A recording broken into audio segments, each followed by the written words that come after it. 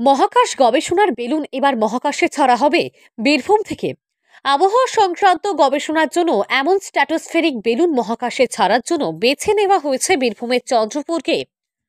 মহাকাশে এমন 20 ফুট থেকে 100 ফুট পর্যন্ত বেলুন ছাড়ার জন্য তৈরি করা হবে একটি গবেষণাগার। তৈরি করা হবে বললে ভুল হবে, কেননা ইতিমধ্যেই ওই এলাকায় 6 বিঘা জমি কিনে গবেষণাগার তৈরির জন্য ভিত্তিপ্রস্তর স্থাপনের কাজ হয়ে গেল সোমবার।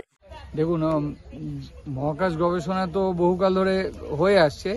প্রথমে কিন্তু মানুষ বেলুনে করেই যন্ত্র পাঠাতো। প্রায় 100 বছর আগে থেকেই মানুষ বেলুনে করে যন্ত্র পাঠিয়ে মহাকাশ গবেষণা করত। মাঝে 1960s, মনে করুন 1960-65 অবধি শুধু বেলুন ছিল, তখনও স্যাটেলাইট কিছু ছিল না। তারপরে আস্তে আস্তে স্যাটেলাইট হতে শুরু করলো, লোকেরা এখন স্যাটেলাইট পাঠাতে শুরু করছে। কিন্তু স্যাটেলাইটের খরচ তো বেশি, প্লাস আবার হয়তো 2-3 বছর পর পর একটা পাঠানো যায়। সেখানে বেলুন দিয়ে আমরা যদি যন্ত্রপাতি পাঠাই, সেম যন্ত্র পাঠাচ্ছি, কিন্তু যেটা যায় ডেটা ফেটা নিয়ে আবার ফেরত আসে। এতে সুবিধা হয় কি, যে যন্ত্রটাকে আমরা আবার ফেরত পাই। স্যাটেলাইটে গেলে কি হয়, যন্ত্রটা আর ফেরত আসে না। সেই কারণে বেলুনে করে পাঠানো যন্ত্রপাতি প্রথম কথা অনেক বেশি সস্তা হয় পুরো প্রোগ্রামটা। আর 2 নম্বর হচ্ছে যে এই জায়গাটাতে যেটা করছি আমরা, বেলুন তো পাঠানোই হবে। আমরা অলরেডি 114 বার মতো পাঠিয়েছি মহাকাশে। কিন্তু ইম্পর্টেন্ট ব্যাপার হচ্ছে ছাত্রছাত্রীদেরকেও ট্রেনিং দেওয়া হবে। যারা স্কুল এবং কলেজ এবং ইউনিভার্সিটি ছাত্র, তারাও এখানে বসে বেলুনের সাহায্যে যন্ত্র কী করে মহাকাশে যায় এবং কি কি ধরনের যন্ত্র বানানো উচিত, তারাই কিন্তু ভবিষ্যতে স্যাটেলাইটে যন্ত্র তৈরি করবে কিংবা মহাকাশ গবেষণার মধ্যে ডিপ ঢুকে করবে, বুঝলেন তো। ফলে এটা একটা সংস্থা যেটাতে একদম পূর্ণ মহাকাশ গবেষণা শুরু হয়ে যাচ্ছে বছর খানেকের মধ্যে থেকে। শুধু বীরভূম জেলায় প্রথম না, সারা ভারতবর্ষের মধ্যে হায়দ্রাবাদের পরে এইখানে। দেখুন, আগে আমরা বোলপুর থেকে পাঠাতাম। এখন বোলপুরে আমাদের নিজস্ব জমি ছিল না, কিংবা এত বড় জমি আমাদের পেয়েছিলাম না। এখানে চুজ করার মেন উদ্দেশ্য হলো বোলপুরের মাথা দিয়ে অনেকগুলো টেলিস্কোপ, অনেকগুলো এরোপ্লেন যায়। বোলপুরের ওপর দিয়ে বেশ কিছু এরোপ্লেন যায়। ফলে আমাদের সবসময়তেই এয়ার ট্রাফিক কন্ট্রোলার, ওনাদের কাছ থেকে পারমিশন নিতে হয় যে আমরা বেলুন ছাড়তে চলেছি, আপনারা পারমিশন দিন। অনেক সময় পারমিশন পাওয়া যায় না। কিন্তু এইখান দিয়ে মাত্র দুটো, এটার ওপর দিয়ে বোধহয় 2খানা করে এরোপ্লেন যায় পার ডে। ফলে আমরা যখন পারমিশন চাইবো, খুব সহজেই পারমিশন পাওয়া সহজ হবে। ফলে এই জায়গাটার আর কানেক্টিভিটি খুব সুন্দর। এখান থেকে 200-300 মিটার দূরে হাইওয়ে। সেখান থেকে আমরা পশ্চিম দিকে যদি পড়ে কিংবা পূর্ব দিকে পড়ে, কারণ মনে রাখতে হবে বেলুনটা যখন ছাড়লাম তারপরে ওটা কিন্তু আবার প্যারাশুটে করে পড়ে আসছে, এবং আসার সঙ্গে সঙ্গে আমাদেরকে কিন্তু সেই যন্ত্রপাতিগুলোকে আবার রিকভার করতে হবে। ফলে আমরা যেন মোবিলিটি যেটাকে বলে, আমরা এখান থেকে যেন সেখানে ঘন্টা 1.5-2 মধ্যে গিয়ে পৌঁছে যেতে পারি। তার জন্য এই জায়গাটা মোস্ট আইডিয়াল, কারণ এটা বড় রাস্তার ওপরে, আবার এত বড় একটা জায়গা পেয়েছি যে জায়গাটা বোলপুরের আশেপাশে পেতাম না। আর একটা থার্ড পয়েন্ট হচ্ছে, এটা গঙ্গা নদী থেকে অনেক দূরে। বোলপুর ছিল মাত্র 60 কিলোমিটার দূরে, এটা হচ্ছে 90 কিলোমিটার দূরে।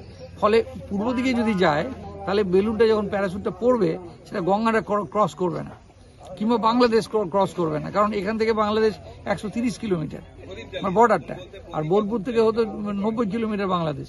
ফলে সব দিক দিয়ে বিচার করে আমরা ঠিক করলাম আর একটু ভেতর দিকে করব, যাতে করে বাংলাদেশে না পড়ে কিংবা নদী না ক্রস করে। কারণ নদী ক্রস করলে আমাদের জানেন যে 2-3 জায়গায় মাত্র নদী ক্রস করা যায়। একবার মুর্শিদাবাদে বহরমপুর দিয়ে, একবার কাটোয়ার নৌকো দিয়ে, আরেকবার আপনার কৃষ্ণনগরে। ফলে ন্যাচারালি এইগুলো প্রবলেমগুলো এখানে সবচেয়ে কম হবে। আমরা খুব চিন্তা ভাবনা করেছি, অনেক বছরের রিসার্চ করে, যে না এই জায়গাটাতে আমাদের একটা বেস্ট একটা জায়গা। ফলে রাজনগরে আমরা খুব আনন্দিত যে জায়গাটা সত্যিকার আমরা এখনো মনে করি যে এটা একটা ওয়ান অফ দি বেস্ট জায়গার মধ্যে পড়ে। ভবিষ্যতে আমরা হয়তো ভারতবর্ষের অন্যান্য জায়গাতে করবো, যাতে একই সঙ্গে আমরা বেলুন ছাড়তে পারি, একই সঙ্গে ওজন মাপতে পারি। শুধু তো মহাকাশ না, শুধু পৃথিবীর বায়ুমণ্ডলেও কতখানি পলিউশন আছে কিংবা ওজন আছে কিনা, এগুলো জানারও দরকার আছে। ফলে আমরা এগুলোর জন্য করেছি।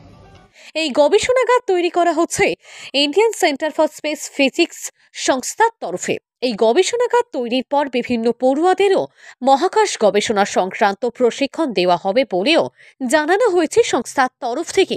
সেন্টার ফর স্পেস ফিজিক্স, ঠিক আছে, তারা এখানে আমাদের সৌরজগতে, আপনারা জানেন যে আমরা স্যাটেলাইট পাঠাই, অর্থাৎ আমাদের যে মহাকাশে যা জিজ্ঞাস্য আছে, যা কৌতূহল আছে, কি ঘটছে নিরন্তর ওখানে, সেটা আমাদের মানব কল্যাণ মানব কল্যাণে মানব সভ্যতার স্বার্থে সেটা আমাদের মাননীয় বিজ্ঞানীরা করে থাকে, ঠিক আছে।